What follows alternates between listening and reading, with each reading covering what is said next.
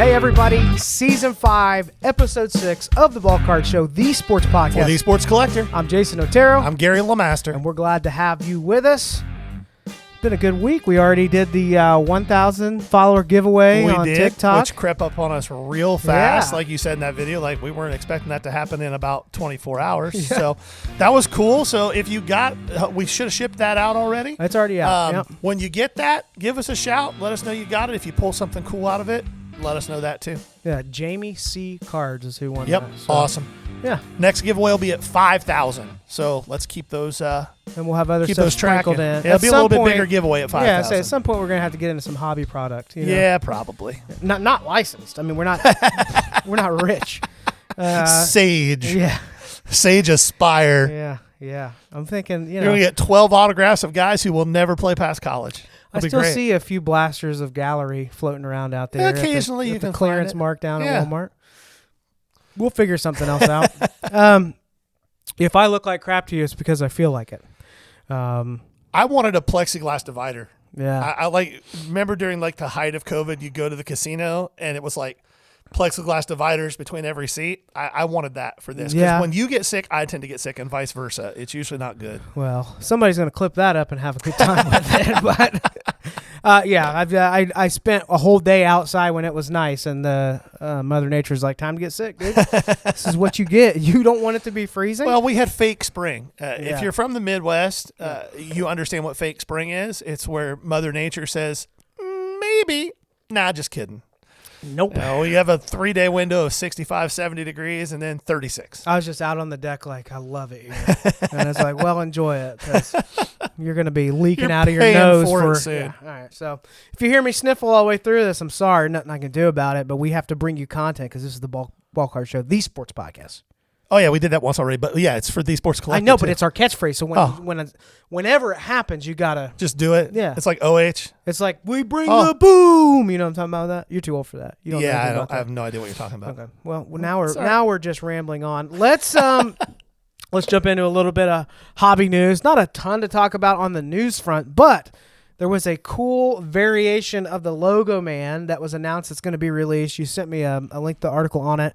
I think it's pretty sweet. So basically a patch that's worn, it's like gold and black, right? Yeah, it's the MLB logo. And it's for award winners for the 6 season. major award winners for the season. They're going to wear it, and they're going to go into one of one. So these awards are, break them down. MVPs, Cy Youngs, Rookies of the Year. Yep.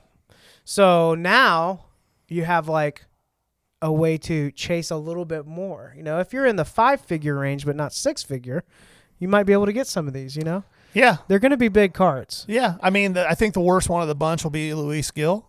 Yeah. That'll be the cheapest one. Yeah. But still, it's going to be really cool. And my guess is there will be 2 versions of each one of these. There will be an auto version and a non-auto version.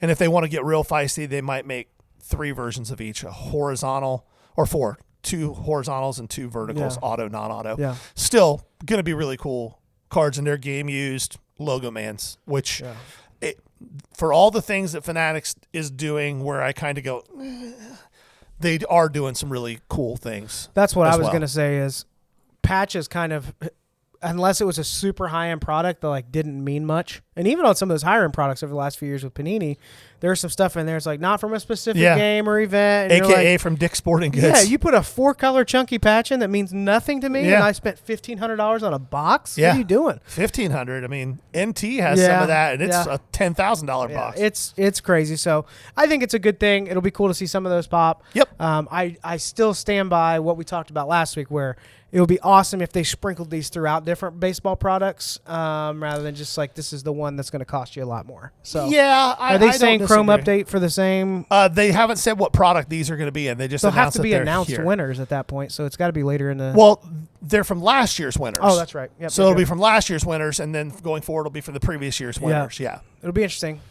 Yeah, but I think cool card, I think it's a net positive for them on that. Sure.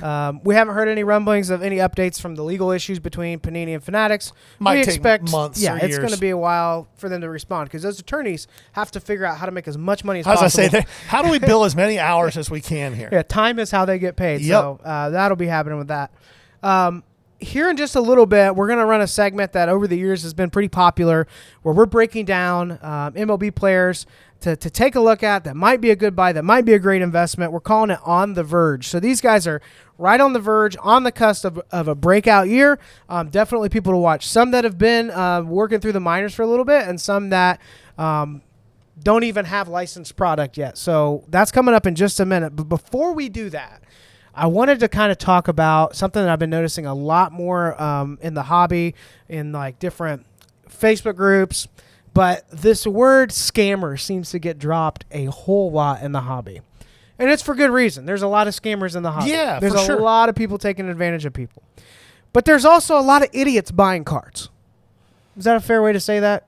Yeah, and there's a lot of people who have unrealistic expectations of what a transaction that is taking place on a social media platform outside of a standard retail environment looks like.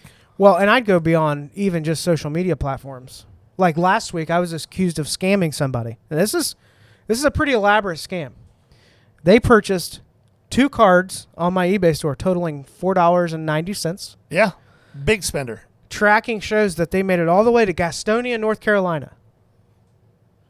And somehow I found a way to send it there, leave it at that post office, go pick it up, collect money from them, refund them, and somehow I'm scamming them. Yeah.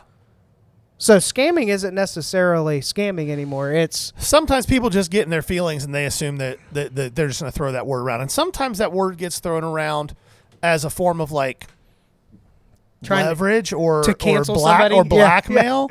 Yeah. Yep.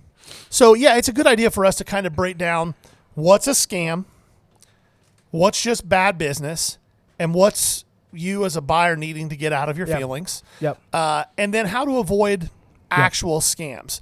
I will say, and knock on wood, because it can happen to anybody, but I've been doing this for a very long time, and I have never been scammed. You've experienced a lot of bad business. Yes, I've years. experienced bad business, but I've never had a situation where I gave someone money and I didn't get the card or didn't get the money, right? I've never had that happen. And I think mostly, I don't know how else to say it than this, it's because I'm not a moron. Well, that helps. There are smart people that get scammed too, though. There are, but the smart people who get scammed tend to be people whose greed gets in the way of their common sense. So some would argue like some of these issues that were happening with these, man, my brain is so shot because these large group submissions where people were basically just handing off the grading fees to somebody else.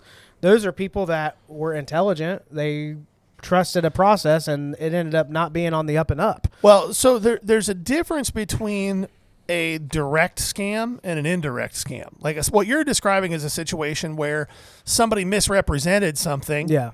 And because of the reputation of the person who did the misrepresenting, the people thought that everything was fine. Yeah. Now, the situation you're talking about, we're not going to drop any names. No. It was made right. Yep.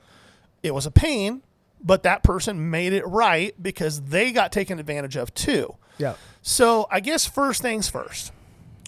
If you don't want to get scammed, a few simple things to keep in mind. One, first and foremost, if the deal looks way too good to be true, it probably is. Yeah. If you think you're buying a $10,000 card for $500, it's a scam. Mm-hmm. Plain and simple, it's a scam. Second thing, and again, this is one that's going to maybe bother some people, but it's better safe than sorry. If you're messaging with somebody on Facebook or Instagram or wherever else, and they don't seem to have a grasp of the English language, pretty good chance that's a scam. If they don't want to send you a coined picture of a card, it's probably a scam. If they do send you a coined picture of the card and the month is written before the day and they didn't tell you that they're from over the pond, it's probably a scam. Yeah. If the card that they write the coin on looks way too big or way too small compared to the picture of the card, or the lighting is different or whatever else, that's been photoshopped. Well, that's one that a lot of people allow. Like, there was I mean, I think Facebook is probably the worst spot for this without protection. It is. But there were a lot of places and groups where it was required that you must coin even when you were presenting a picture of a card to sell to somebody. Nowadays, a lot of these groups, they'll post a photo and say, I can coin later if interested, which I get it. I buy stuff too. It may be on the way in, and I'll let them know, hey, I think I have something you want. It doesn't arrive for a couple days. I'll be sure to coin it when it gets here. But you have a lot of people that do that, and so what they'll do is they'll just kind of Photoshop the date and this and that, and I'm just like, cool. When you have the card in hand, please coin that. Yeah, and if you really are concerned, ask for a video. Ask for a video coin. Yeah. Especially if it's something that's condition sensitive. Ask for a video. Like if you're buying a downtown. Let's back it up just a little bit because I think based off of some of the feedback we've had on TikTok, there are some newer collectors that are asking kind of some one-on-one questions. And I'd remind you that you don't get to see our beautiful faces, but we have 4 other seasons of a lot of one-on-one stuff walking through this. So hop on Apple, Spotify, wherever you listen to podcasts. We have stuff on grading, how to get the most out of low-end sales, buying, sourcing, all that kind of stuff. But let's back up just a little bit in case you don't know what it is. When we say coin, what we mean is we're asking somebody to write down their name and the date that they are sending the picture and set it next to the card so that we know that this is something that they have in hand. They actually have the card and they're not sending you a picture from somewhere else. Is it foolproof? No. Are there ways to cheat it? No. But for the most part, it's like understood to be a way of verifying that they have the card in hand, they are the owner of the card, and it's them not contractually obligating themselves, but basically saying, this is mine and I'm selling it to you. Is that a good way of explaining it? Yeah, it's just a way to prove possession, and there are plenty of people out there who will try to fake that, and it's fairly obvious if you spend any time online at all and you look at digital pictures. If lighting doesn't look right on the coin versus the card, if the card looks like it's kind of in shadows and the coin is real bright, it's photoshopped. There's a lot of ways for you to be kind of scammed with this. And at this point, we're just kind of rambling a list, but I think they're important. Another one would be if someone is showing you the cards they have for sale. I pay attention to what's in the background. Yeah, if it's a bunch of different ones. Because if you see 1 or 2 different backgrounds and then there's 10 other cards that are all the same, like I'll ask them, hey, just curious, is that an older photo? One that I purchased this week, I'll give an example. It ended up being on the up and up, but I wanted to make sure because I got that weird feeling about it. Yep. I put out a buying post, hey, I'm buying this and that, which that could be a whole nother conversation of how that goes down a lot of times. Right. But a card I was interested in was the Derrick Henry Donruss rated rookie. It was an IP auto. It was in a Beckett Authentic 10 grade on the autographed, okay? So not a licensed Derrick Henry auto rookie that's pack pulled, but it is an authentic one. And I saw a lot of comps around that 225 to 250 range, but IP autos, as I'm buying for inventory, can sit a little while. They're not super. Now, sometimes you find somebody that likes IP autos and don't care that's just their PC. They're going to, like, when that happens, they'll probably snap by it. But it's something that can sit a little while. So I put in an offer that was like 50 to 60% of asking. And they immediately said, you know what? Yeah, I'll do that. And I just gave them my rationale for it. Like, hey, pack pull does a lot more than this and that. But, and they're like, yep, no problem. Well, now I'm... I'm on edge. Like, no this pushback. Is a liquid player that's in demand. It's a rookie autograph. Even though it's IP, it's still something that, people probably aren't just going to give away. And this guy's working a deal with me on the first offer I had. So I said, cool, can you coin the card for me? Yep, no problem. I'll get it out to you today. I'll ship it right now. Like things that I don't normally hear. Right. And little did I know this guy's just offering great customer service. And then finally I was like, can I see more pictures of the slab? I just want to make sure there's no scuffs or dings. I'm trying to figure out what would be the reason that you would take an offer at that point. And sometimes it's just they got in a card right and they're moving it, right? And they just need the cash. Right. So he makes a video at that point showing everything. This is somebody that understood what was happening. This guy's feeling a little bit uneasy. So after he shows the video, I said, awesome, looks great. I'm ready to send payment. Just to confirm, this is the shipping that we're going to do. You're going to send me tracking right away. I'm going to pay goods and services fee, which that is a protected purchase on PayPal. If something goes awry, you have ways to make claims, potentially get that money back. Okay. If you do friends and family, you're SOL. There's nothing they can do for you. But it was just kind of a reminder to me seeing all those scams that are going on. Yeah. And like, ask a few more questions. Be a little bit more persistent. Be annoying. Because honestly, you may find that seller that I'm probably going to shoot that guy a message once a month and see what he has going on, if he has anything for sale, because he showed that level of service. What are some other scams that you see in the hobby other than just not having the card or not sending the card? Well, the biggest one is people are going to try. There's a ton of, and this is probably going down a little bit more of a rabbit hole than you want to. There's a ton of Nigerian scammers, and they work in these like scamming farms. What's sad about it is a lot of these people are not there voluntarily. There's been several investigative journalist things that have come out in the last year where these people are being brought into the country with promises of a certain job, and they get picked up at the airport and they get taken to a facility and they're now a prisoner. They can't leave until XYZ has happened. So it's a sad situation that you hate to hear, but it doesn't justify what they're doing. But they will get you to send friends and family or even goods and services. A lot of these people will take. If the goods and services, the PayPal address that you're given has nothing whatsoever to do with the name of the person that you are buying from, that should be a red flag. And if you get enough red flags in a deal, just walk away from it. And be honest. Yes. Hey, I'm not comfortable with this transaction. You have a nice day. Good luck with your sale. And then walk Now, away you've had from that it. happen several times. Oh, that happens while he all the hasn't time. been scammed, there's been attempts. And I would say this, that's awful. I wasn't even aware of these scamming farms. But I've been scammed by a lot of non-Nigerian people. Oh, yeah. Just to be clear. Like, no, for sure. And but it's usually a Brad or Chad that starts out with bruh. Yeah. Well, and my and guy. The other one is, somebody will get you to send them friends and family. A lot of times it's because it's a small dollar amount and you're thinking, it's only $50, whatever. Nobody's going to risk their reputation over $50. And then 3 or 4 days go by and they haven't sent you tracking. And you're like, hey, what's going on with this? If the first thing you get is a litany of, my wife's been in the hospital, or if that's what starts happening, you just got scammed. Yeah. Period. You just got scammed. Another one, and this is one that really pisses people off when I say it in groups when people talk about this stuff, but it's just the facts. If you look at a profile picture and that profile picture looks like maybe they smoked all the meth, you just don't want to do the deal. I'm sorry. You just don't. I never knew you to be such a profiler, but here we are today. When it comes to stuff like this, like I'm not saying causation. It sounds like it. I'm saying there's a high correlation. It just is what it is. When you look at a profile picture and you're like, oh, I probably wouldn't have a beer with that person. And you get any of the other red flags at all? Yeah. Just walk.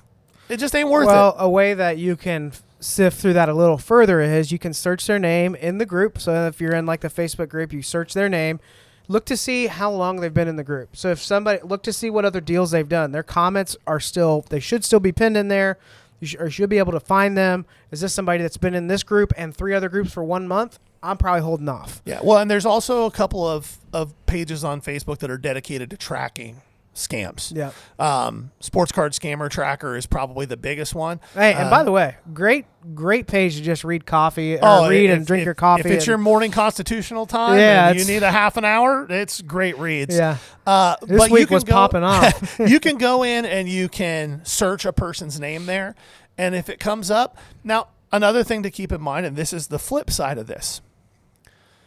While there are plenty of scams out there, there are also people that like to throw around the term scammer. Yeah. When there's not even bad business, they're just an idiot. Yeah. And the thing that's really nice about this hobby is, for the most part, especially in Facebook, if you're active, it's a pretty tight-knit community. Yeah. Like, people get to know who you are. They get to know your reputation. And they're going to have your back if that happens. And you'll see people post something to scammers where they post something idiotic where they're the moron.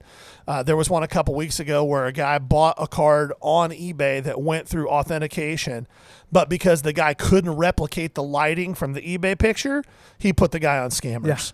Yeah. And it was like, bro, like it's literally the exact card with the exact cert. Encapsulated. Like, what are you talking about? Well, and I'll just do this. We don't do this a lot, but I'm going to fire shots. I respect Mike and Jesse, Sports Cards Nonsense. Honestly, I started listening to their pod as they rolled out, and I was like, I wonder if we should do a podcast, like just straight up. But that Facebook group of theirs is the most toxic thing I've ever seen. Yeah, it's bad. Uninformed people that have been in the hobby for 5 minutes that are sitting there telling you everything is a scam, everything is this. Don't you know how this works? How did I do know how this works. 50 posts a day about how is PSA ripping me off? I pulled it out of the pack 5 minutes before I sent it off, which has nothing to do with the grading condition. Yeah. That kind of stuff. The stuff where people are like, where it's just eBay's toxic. just ripping me off. Did you not read what the fees were before you hit post? Toxic. Because it literally just says we're going to charge you 13%. There's idiots everywhere. I just happen to notice. And there's a concentration of them there. Mike has talked about this many times. He'd be okay if that group didn't exist anymore. It was on pause, then it came back. Well, it got suspended. Well, because of how toxic it was. It was bad. But not everything's a scam. Examples of bad business that are not scams. Shipping late. It sucks. You don't ever have to do business with that person again.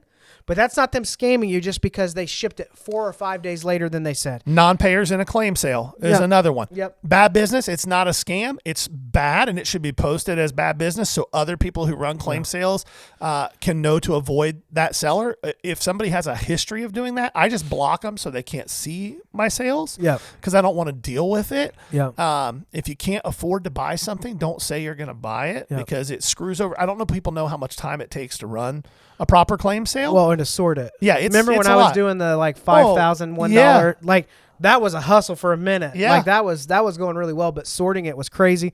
And I just factored in 25% of my claims aren't going to get paid. Yeah, which is especially asinine. if people claim one card or whatever. Bad business.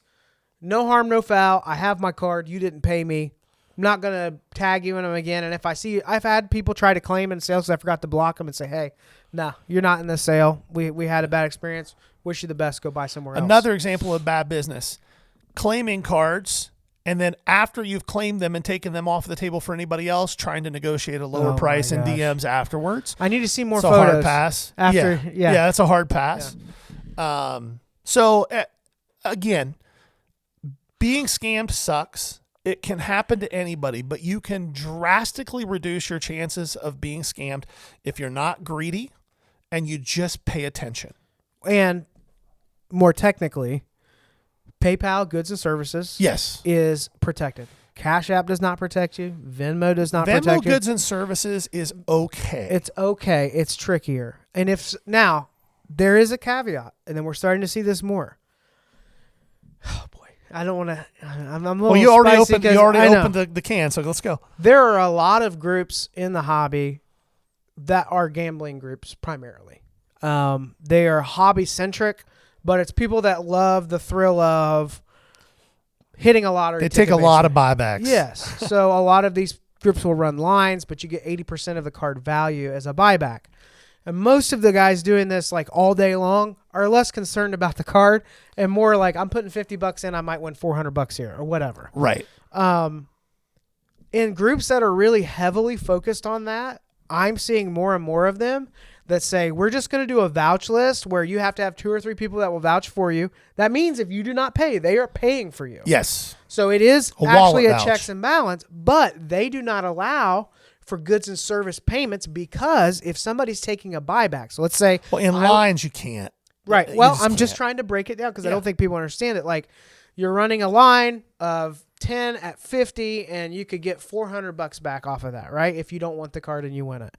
Well, if you paid goods and services, you get paid $400. There's nothing stopping you as the winner from saying, this never shipped, and here's my record of money, and here's where it shows that I was the winner. And then the seller can get screwed. It's the same reason I don't take PayPal at shows. unless it's somebody I've done a ton of business with, because my account on PayPal does not allow for friends and family payments. It is a business only That's a good account. point. And somebody could pay me $1,000 for a card, PayPal, and leave and go, well, this guy never shipped it. Where's the tracking? Yep. And they get their money back, and I'd be out the card and the money. Yeah. So that's definitely something to watch. If people are giving you bad business, don't do business with them again. Even if they're apologetic, and please don't say anything to this, that. When somebody starts begging like that, that means to me this isn't the first time they've done this. Yeah. Like they've been in it before, and I think some of that needs to get exposed. Now, is there a good chance that we are speaking to people mostly our age when we talk about this, the Facebook segment? Probably. I don't think that most of the younger whatnot buyers are working through these Facebook groups as often as we are, but it's a place that you need to be a little more careful with. I've heard a lot of talk about it this week, so thought. Yeah, it was worth having a good conversation about. Hopefully you find that helpful. If you didn't find it helpful, then that was 15 minutes that you can just flush out of your life. They've already turned it off. Yeah, it's all good. NFL draft. Yeah, don't want to spend a ton of time here. We'll dive into it a lot more as it gets closer, but we're getting pretty close. We're less than a month out. I'm from seeing the Mel draft. Kiper's hair a lot more on TV, so Yeah, just keep it going, bud. His brain is just looking like Megamind. It just keeps. So a few things you want to keep in mind as the NFL draft comes around, and you've got some collegiate uni stuff that you may have in hand, and knowing that pro uni stuff is going to be right around the corner here. First and foremost, and this is really important to hear, and you can disagree with me if you want to. A lot of people do on a lot of things. Often. There is not a quarterback in this draft that would have been taken ahead of any of the quarterbacks in last year's draft. That means the last quarterback taken, who was Bo Nix, is better than either one of the guys that people are talking about being top 5 picks this year.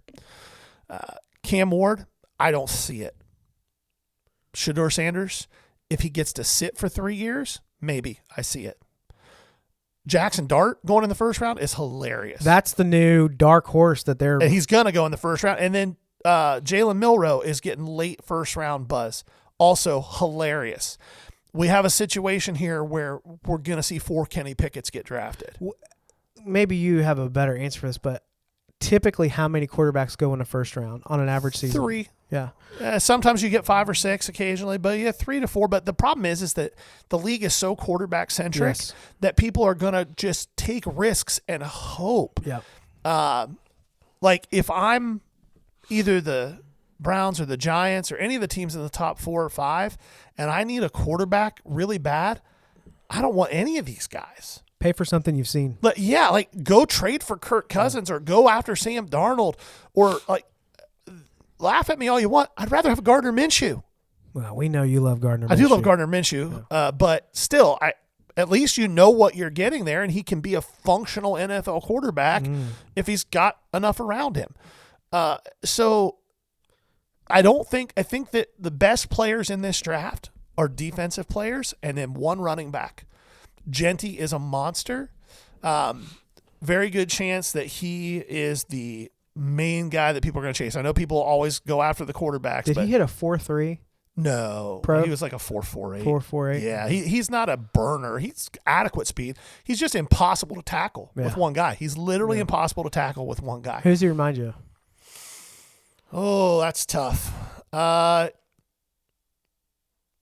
Like a combination shiftiness of like work done combined with like the just at the point of attack power of like Natron Means. Okay. Not quite Jerome Bettis because Bettis was just a different animal. Like dude was 290 at the end of his career and still like just going. Well, maybe not 290, but he was thick. And so Genty has some shiftiness in the hole, but he's just impossible to bring down with one guy. I don't know that there's like a crazy comp. I heard people talking like during the season this year. I think just because of the yards, Barry Sanders, not the same type of running back at all. I thought a little more of a Derrick Henry. He doesn't have that first point of contact is going to need another point of contact. Derrick Henry is like a genetic freak that comes around once every 4 years. Like Derrick Henry's faster than Ashton Genty. And he's also 6'3", and he's also 260 pounds. That's crazy. Like he's a monster. Like he's just a physical anomaly. So the question is, where does Genty land? I think that the Raiders hope that he gets to them. I think that there's a decent chance the Cowboys try to grab him after letting Rico Dowdle walk, who had a sneaky good year last year. So it'll be interesting. If he goes to the Cowboys, it's going to be great for him for the hobby. Yeah. If he goes to the Raiders, not right so much. Right. But But yeah, the quarterback class is underwhelming too at the very least. sell the quarterback Call of Duty stuff as fast as you possibly can. If you got somebody that's willing to pay hundreds of dollars for a Cam Ward auto, sell it. It's not going up. And once he gets on the field, it's going to go down. So out of that quarterback class, who do you think has the most upside of the 4 that you mentioned? The most upside, realistically, in my opinion, is Shedeur Sanders. Just because of athleticism, period? No, accuracy. Shedeur Sanders' ceiling is Drew Brees. Well, that's not terrible. That's the ceiling. Yeah. He's more of a pocket passer. He can move around in the pocket. People were like, oh, he's a scrambler. No, he's like a Steve Young scrambler. But he's a pocket passer who's really has strong accuracy. A good arm, not a great arm. Cam Ward is a really athletic dude who's super casual with the football, and some of the throws that he chooses to make, he got away with in college. He ain't getting away with in the NFL. His laissez-faire way of just kind of running around back there with the ball wagging all over the place. He's going to fumble the ball 20 times. It's going to be a very rude awakening for Cam Ward in the NFL, especially, God forbid, the Browns go full Browns and draft him number 2 overall. One thing you can't count on is the Browns are going to go full. They're going to go full Browns. If they take Cam Ward number 2 overall, it's going to be hilarious. You're going to talk about balls floating. He does not spin the ball. This has nothing to do with arm strength. This is more quarterback mechanical than anybody cares about but me. Yeah, they're done with it. You're going too far. He doesn't spin the ball Still enough to cut talk through about the it, wind. though. Yeah. Got it. Got it, yeah. Yeah. Yep. It's like Brandon Whedon had a huge arm. He didn't spin the ball well. Yeah. Spin the ball, guys. Yep. That's where. You want to talk baseball? Yeah, let's talk baseball. All right. This is the moment that Gary's been waiting for all year. I'm sure we'll do some more segments. Now, this is like, I would put this as like a passion of yours is prospecting. Yeah. So there's a good chance following this episode over the next couple months, we'll have some Gary exclusive content where he's just walking through different prospects to watch for, what products they're in. But this particular one we're going to go through 10 different players, and we're going to talk about players that we think are on the verge of having a breakout season. They're either going to get called up for their cup of coffee or play some decent playing time. Some of these guys are brand new. Some have been in the minors for a little while, but we're just going to give a breakdown of what we think there is to watch, where you might be able to get their product, and what we like or don't like about what we're seeing. Yeah, and guys that I think when I was putting this list together are either going to break camp with the big league team or they're going to be up at some point this year for real playing time, not a September call-up. Yep. Up first, Blue Jays. This is one I was super proud of because this is deep. Yeah. Like, nobody really knows who this guy is.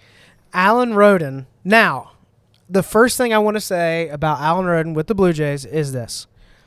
When I watch his swing, I'm taken back to the early mid-'90s. He's hitting down to the ball to hit it up. Let me talk. Sorry. You're going to have 5 of these too, but it'll take an hour if you do this. I promise you're going to get to talk. I promise.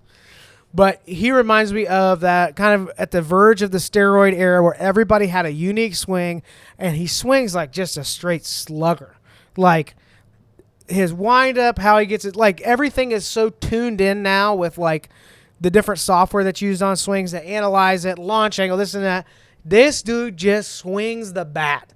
And what's unique about it is typically guys like this kind of set themselves up for a pull hit, power hit. But if you watch this guy's clips, he can spray the ball, and he hits it hard. I think he had an exit velo. I saw 114 on a ball. Like That's his it's max, yeah. Yeah, he's touched that number. Now his 90th percentile is like 98, which is he's going to get some serious looks, and maybe sooner than a lot of people are expecting. He's only in a Panini product 2022. Doesn't have any Bowman first cards out there yet. I don't know that he has a super high ceiling, but when you talk about a prospect that could move up very quickly and get that buzz, this is the guy. I think he's the 4th outfielder coming out of camp. I think he's probably capable of being a 20 home run guy. Yeah, I see the same thing. I see a 260, 250, 260, yeah, 20 home runs. Which on a lot of rosters and a lot of lineups, that's super valuable. And that's a platoon guy. Yeah. So I'm going to kick it to you now. We're going to have to do better on the next one of these, all right? Because I'm not doing this interruption game for the next 30 minutes. All right. I get excited about this stuff. Next guy on the list, Baltimore Orioles. Orioles. He was a chase in 2023 Bowman Chrome.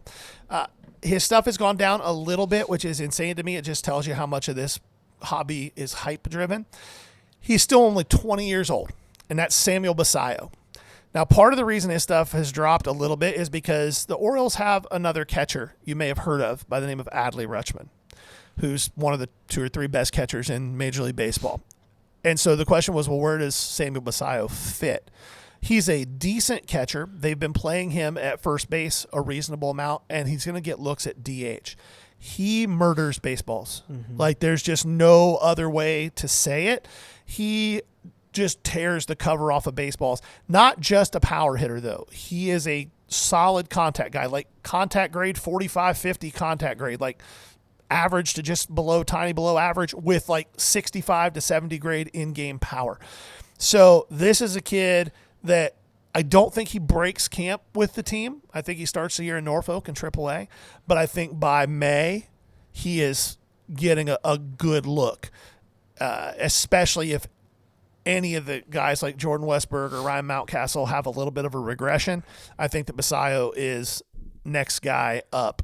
And the Orioles really needed another bat, right? Oh, their farm system's ridiculous. I mean, you're going to have Kobe Mayo up this year. Like, their farm system's insane. And they've got 2 or 3 other guys that nobody really knows about, like Mac Horvath and Creed Willems. They've got some guys. Yeah. So Samuel Basayo, you can pick up his stuff. 2023 Bowman Chrome base autos should be floating right around $100 to $110. Not a terrible buy for a guy who's on a team that's going to be in contention and is going to be up and part of that, in my opinion. Yeah. This next one's really a guy that's fun to watch. Will Warren with the Yankees. He's a pitcher, and one of the things that you're going to see if you watch much of his film is, one, that ball isn't revealed until the last second. He keeps he keeps that ball behind him, which just puts the hitters at a huge disadvantage. Now, he's got a decent fastball, mid-90s, but he has pretty good command with his 4-seam. His 2-seam fastball is an area where there's a little bit of weakness. It seems to be something that, last year people were jumping on it. They could pick that up pretty quickly out of his hand. Righties were kind of smashing the ball on that 2-seam. So that needs a little work on command. It just doesn't seem to be controlled quite as well. But with Garrett Cole out of the rotation and some of the stuff this kid has, like, it is a really interesting and likely possibility. This guy he's in the race for being in the rotation.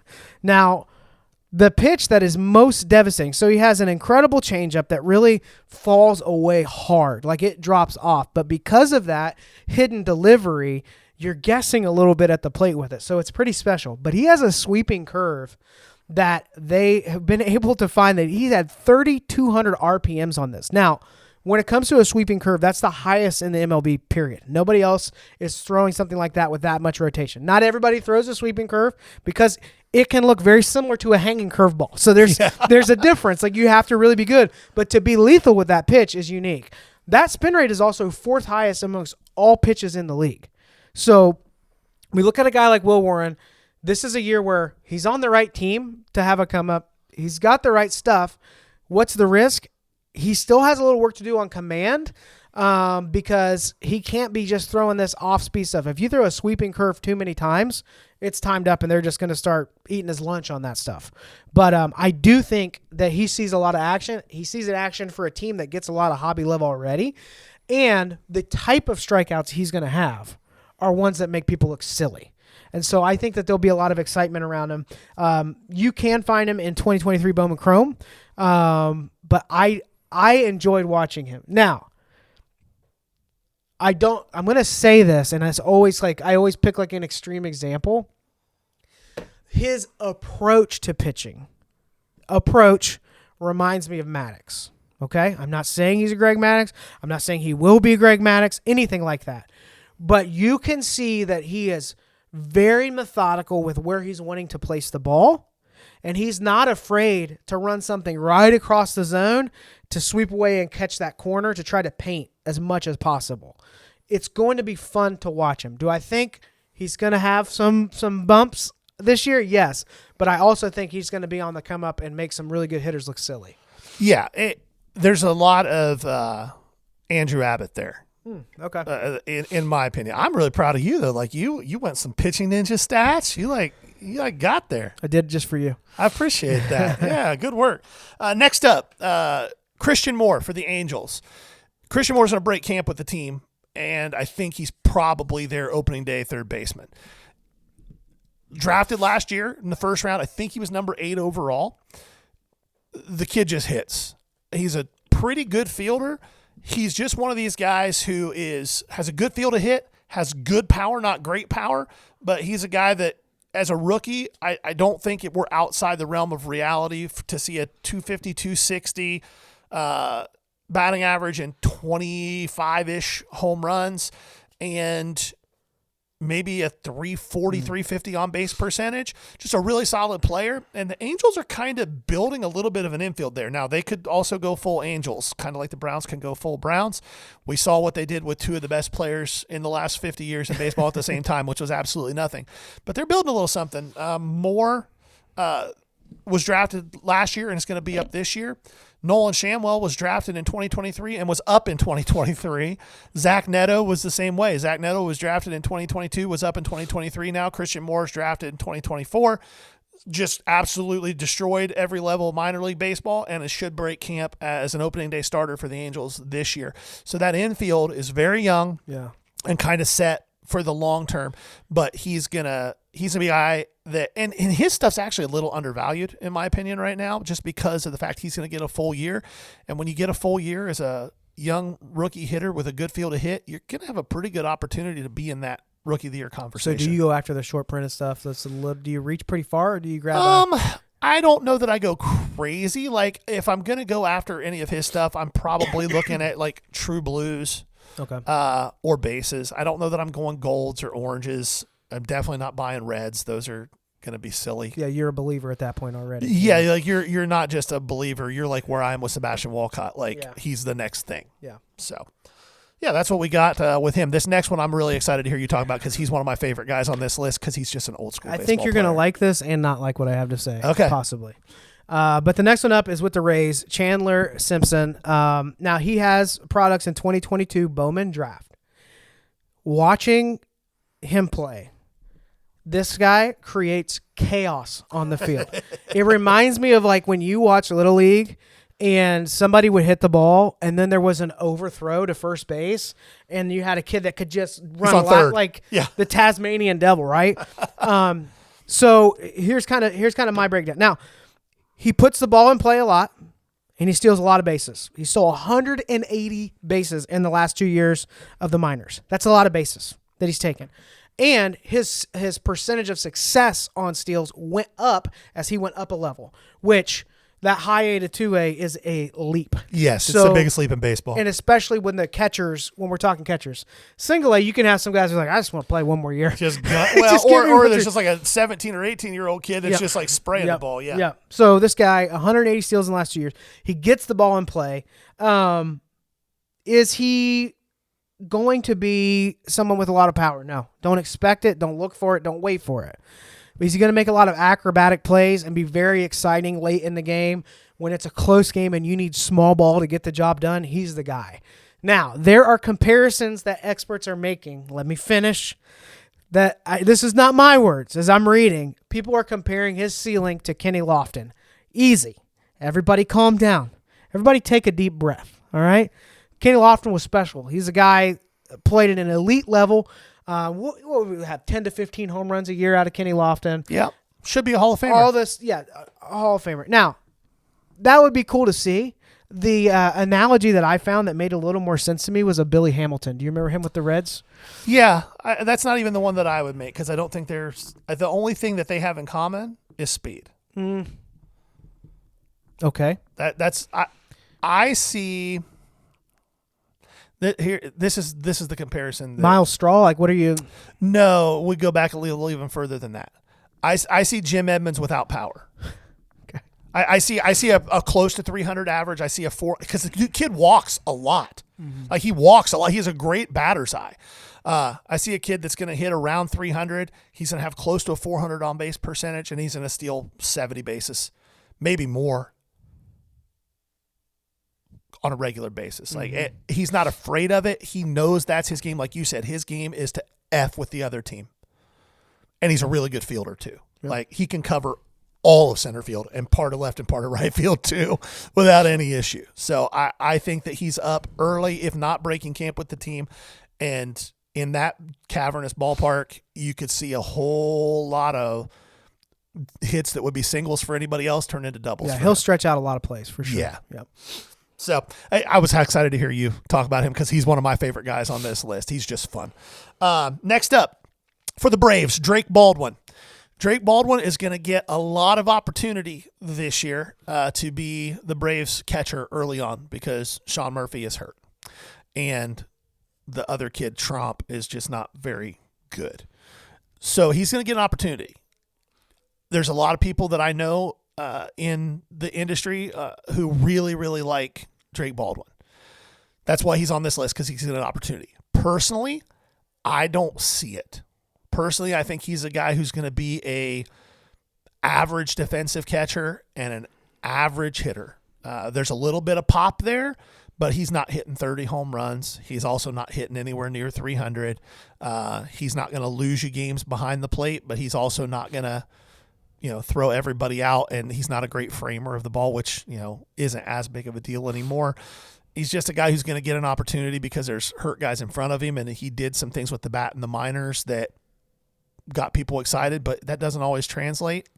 I don't see it, but he's on the list because you can buy his stuff, and he's going to get an opportunity, and I've been wrong before. Mm-hmm. But that's Drake. There's nothing about Drake Baldwin that jumps out to me and goes, oh, man.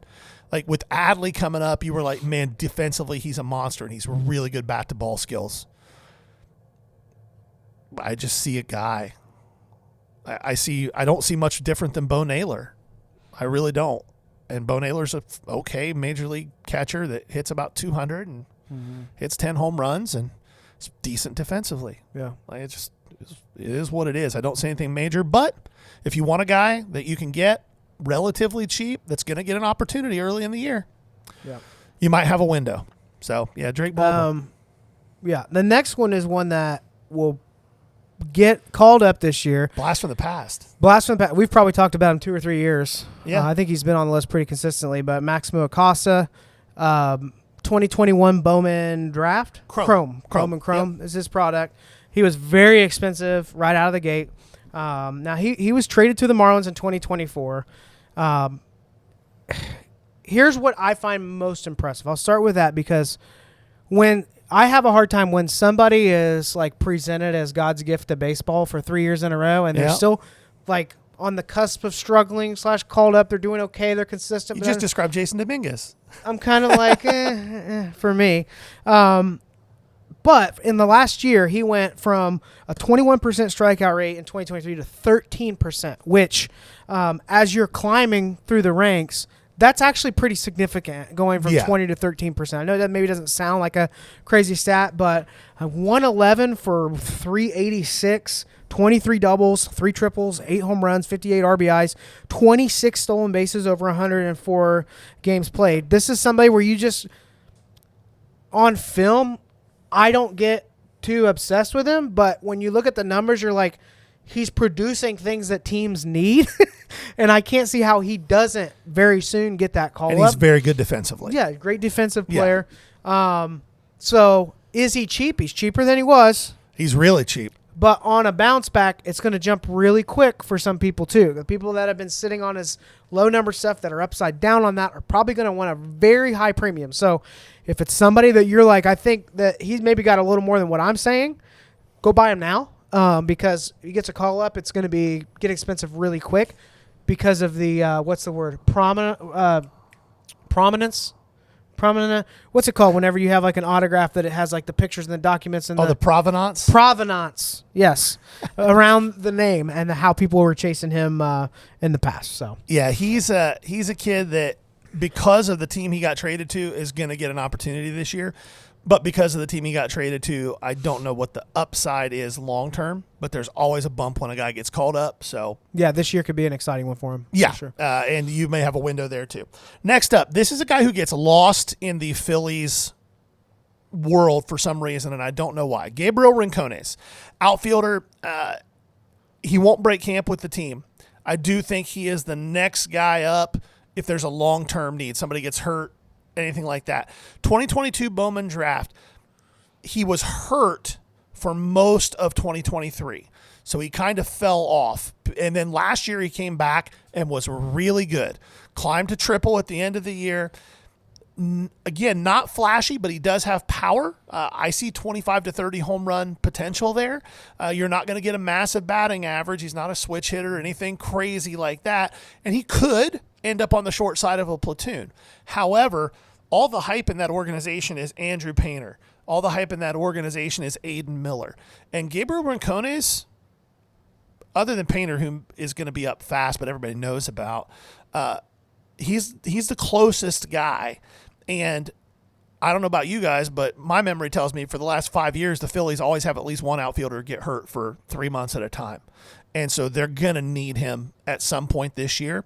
And he's a guy who's going to come in. I think he has a pretty high floor, which I always like in prospects. Like a lot of guys chase ceiling. I chase floor because it kind of guarantees where you're going to be at. You got to be right about the floor, though. You do have to be right about the floor. Saying the floor is probably this. But the thing about chasing the floor with guys like this is when you look at a guy's swing. So this is a relatively tall guy. I think Rincones is 6'1". He doesn't have that big, long, loopy swing that a lot of tall guys do. Doesn't have a big leg kick. He doesn't have anything that makes you think he can't time up a pitch. Mm-hmm. A lot of times mechanically, when you're looking at some of these guys who launch massive exit velocities, you see these huge leg kicks and this big wind back and this big cock of the wrist as they get back to load.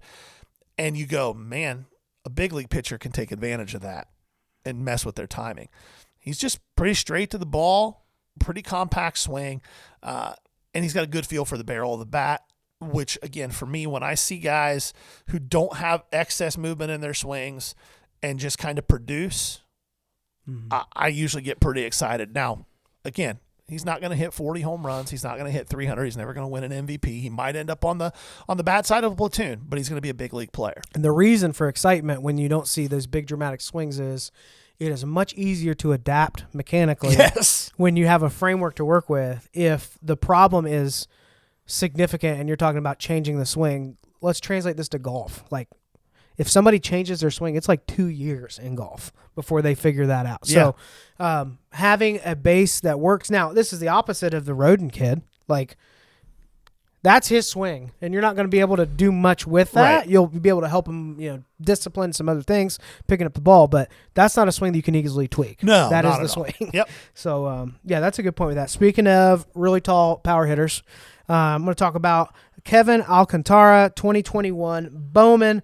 This guy's 6'6". He's got a tall frame, similar frame. Like he's probably a little taller than Ellie, isn't he? 6'6". Yeah, Ellie's 6'5". He got his cup of coffee last year. Yeah, he did get his cup of coffee. Now, since he's been in the big, now he's a power hitter. When he gets a hold of the ball, he gets sent. We haven't done that. I did. I said you did? it. Yeah, you were worried about what you were going to say already. I didn't hear you say Kevin Alcantara. I did. Okay. I would bet you a lot of money. Fair enough. They all heard it, but okay. Do you want this one? No, not at all. Okay, I just thought you missed his name. I just want to make sure they knew who we were talking about. I definitely said it. But anyway, 6'6", tall frame, a lot of power. When he gets a hold of one, it goes a long way. It's a fun swing to watch. It is more of that loopy swing. Yeah. He's golfing the ball out of there. Now, everyone believes he's capable of being a 30 home run guy, maybe even a little bit more than that with the power they see. The problem is this. He chases everything. And if there's anything we've seen in the last 5 to 7 years of prospecting is it can be a dime a dozen at this point with somebody like this. They haven't developed the plate discipline yet, but they've hit some home runs that are towering and impressive. So this isn't I don't know. But this is the kind of guy that if they take off, they could be a 30 home run, 240 batting average guys with a bunch of RBIs. And that's somebody that the hobby's going to give a lot of love to because they hit home runs. You know who Great else market. is like that? Now, I'm not saying this is the same, but like it could have kind of that Pete Alonso effect. Hit the ball a long way, maybe not hitting for a ton of average. People love watching the home runs. I know you're not a huge Pete Alonso fan, but statistically, he might kind of fall more in line with what we see there. I could be wrong. If he gets some plate discipline, that'd be great. But we haven't seen more than 15 home runs in a year from him. So everybody's saying this is what he's capable of. This is what we're going to see. We just haven't seen it yet. It's getting lift on the ball. He hits the ball really hard. His 90th percentile EVs are over 100 miles an hour. Yeah. It's just a lot of them are line drives on the ground. He's, like you said, that big looping swing. It's hard to get real uppercutty there, and he also doesn't. The old school guys, when you hear guys like, I love to hear Lance Berkman talk about hitting. I love to hear Alex Rodriguez talk about hitting. Those guys used to talk about, take the knob of the bat to the ball, and you're almost hitting down on the ball to hit up on the ball. Yep. You're hitting down. You want to feel like you're hitting down on the ball. You're not really. When you watch those guys swing, that's not what they're doing. But the new way of doing things is kick the bat, really uppercut the ball, and just try to get as much loft on the ball as you can. And so when you see a guy with 90th percentile EVs over 100 miles an hour, the thought process is, man, if we can just get that ball elevated, just get 2 more degrees, 3 more degrees of elevation, there's where all those home runs are going to come. And like you said, could that happen? Yep. Will it? I don't think it will. Yeah. And I could be wrong about this guy. But I do think he breaks camp with the team. That swing thought that you're talking about is massive right now. I can't remember the coach's name. He's an older white guy. Yeah, Teacherman. Yeah, Teacherman. Now, Aaron Judge gives this guy a lot of credit for changing that and focusing on launch angle. There's a caveat here. The assumption is plate discipline. The assumption is which pitch to turn on. Because with that swing plane, if you are not right about that, you're going to be punished. So the more that they focus on launch angle, if the plate discipline doesn't grow with it, it's going to get worse actually than better. Yeah. You're creating a bigger loop, and pitching has progressed. I know Barry Bonds just disagreed with this, but the stuff we're seeing in pitching that was very special and unique. I don't know if it's because of the feedback pitchers are getting from just the different equipment they can use now, the statistics, rotation, like release points, all this stuff. I mean, they can measure the pressure that your fingertips are having on certain pitches. Because of that, I am not a believer, and maybe it's just my age, in this launch angle approach to swinging. If somebody has power and you can tee it up there, it's like setting your driver up at the right height, right? Yeah. But there's a lot that can go wrong when somebody doesn't have plate discipline, and that happens. This could be an Aquino situation. Like a lot of power, but if he can't hit the right stuff. So he's playing in Japan. Yeah. So anyway, I did like it. I will always want guys like this to be in the league and to get the call up. When he does get back up there, now he's not going to be in the lineup off the rip. I think he breaks camp with the team. So if he breaks camp with the team, he could probably be a guy. He's a fourth outfielder, platoon guy. My prediction on guys like this: that first month or two, they hit some jacks. Everybody goes nuts. Pitchers watch a lot of film. They figure out how to give him some way tougher stuff they reach at. He maybe has a little bit of a lull, but that's just my take. So I could see grab some stuff early on. You might have a quick flip, or it's hold a little longer. But pitching is going to adapt to somebody like that. Yep. And you'll probably see it now late in the season. He may have that figured out and get really special. But that's usually how that goes. With that's the game of baseball. It's so funny. People don't understand this about the game of baseball, but you just said it. Hitters will do something. Pitchers will adjust. Can the hitter adjust back? Yep. If the hitter can't adjust back, that's it. He's done. It cracks me up how people that watch football don't understand that about baseball. Yeah. Because we literally will talk about, hey, this week with this matchup, they're probably going to run a contain to keep somebody trapped, and they're going to have to completely. So football, everybody gets it. With baseball, they just think it's like a linear. He just threw the ball, got to hit it. Like we're playing a video game, like they just got what they got. But there's a lot more going on with that. Yep. Never mind. I was going to reference Trevor Bauer, but I don't even want to head down that road. Head down that path right now. That's its own documentary. All right, I'll let you finish this up. Number 10. Last guy for this week. If you're still with us, you love baseball, and we love you. Yes, and we love you. This guy is, in my opinion, the opposite of what you just talked about. Another towering big kid. Bryce Eldridge for the San Francisco Giants. If you didn't say the name, I was going to let you have it on. I know, I was coming. Bryce Eldridge, drafted in 2023 out of high school. 6'6", going to play first base. They thought maybe he could play outfield. He's going to play first base. Beautiful swing. Just an effortless, power-filled swing. Long follow through. It's not violent. He swings the bat, and you're like you watch certain golf swings, and you're like, how did that ball just go 350 yards? Yeah. Like you watch Bryson, and you're like, oh yeah, that ball's going 400 yards. Yeah. But you watch Colin Morikawa, and you're like, how did that ball just go 350 yards? That kind of a swing. This is a kid who did not get any hype last year, and I did not understand. The very end of the year, people started to catch on. This kid went from low A to triple A at 19 years old. That's crazy. Yeah. He went from a low A to triple A at 19 years old. Then he went out to the Arizona Fall League and played really well there. He's going to make a major league debut at 20 years old this year, and he's going to hit a lot of home runs, and he's going to be really, really good. He's an average defender, but he plays first base. Who cares? Yeah. This is all about the bat. There is 40 home run power. Is he expensive already? He ain't cheap now. Yeah. He ain't cheap, but I think there's still upside. Yeah. I sold an orange SGC 9.5 for like $400. Oh, really? Yeah, so non-auto. That's a non-auto. Yeah. But there's still upside there. He's gonna, unless he gets hurt, something weird happens. He's gonna be the first baseman in that team for a good long while. And there's a lot to really, really like about what you can see out of it. Good feel for the bat. He's never going to hit 300, but he's also not going to hit 220. Mm-hmm. He's going to be 250 to 260 guy who has 40 home run potential upside. I think 28 to 30 is like the low end of what we see from him. Yep. And go watch the swing. Mm-hmm. It's just really pretty. It's just nice. It's just nice to watch, man. Freddie Couples is the golfer that's like that. Oh, Where the contact is super pure. You're like, how he's not even swinging. Yeah, how did that happen? Spot on. And that's how Eldridge is. He again, I can't reiterate enough.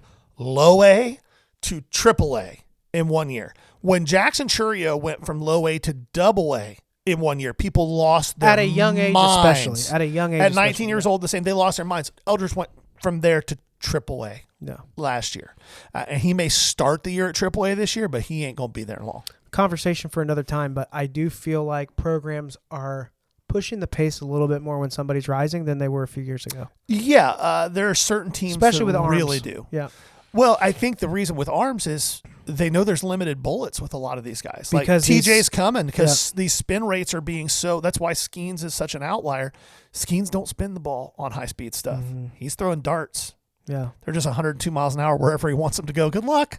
These guys targeting that high spin rate though, there's a higher probability of injury. So yeah, well, they're overpronated. When you do this with your wrist, tell me what you feel with your elbow.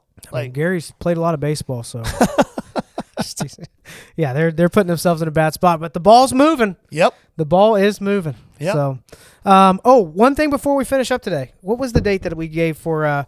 We mentioned that we're going to do this. We do have our first date that we're going to be doing our Whatnot show. This is something that'll be a regular thing. If you want to come hang out with us, we'll be doing multi-sport, sudden death auctions. We'd love for you to come chat, hang out. We'll be there together. April 24th is the first show. It's going to be Thursday night. We will have the time for you as soon as we have it nailed down. But we already are set up on Whatnot. So go pre-follow us. We will get that date and time in there so you can bookmark the show. We would love. It would be so great. We would be thankful to you guys forever. If you buy on Whatnot, if we could get to 1,000 followers and 1,000 bookmarks before we run this first show, that'd be really something fantastic. Yeah. And we're going to bring you some really cool stuff. There's going to be some really good steals. Everything's going to start at $1. It's going to be sudden death. And we'll have some really good giveaways. All that kind of stuff. We'll have some pretty special buy it now stuff available too. That's pretty unique. But if you've been following our story, like this is the next step towards the brick and mortar. Having this online established community presence is so essential, and to launch into brick and mortar without having this component would be really risky for a lot of card shop owners. Yep. So we feel like this is like a natural next step for us. So we'll see how that goes, but we're excited for it. I hope you can come hang out. Should be fun. Follow, subscribe, whatever it's called. Bookmark it. April 24th, we will and be like there. And subscribe here on YouTube. That's right. Yep. Thank you for your continued support. This has been the Ball Card Show, the Sports Ball. For the Sports Collector. Bye now. Peace.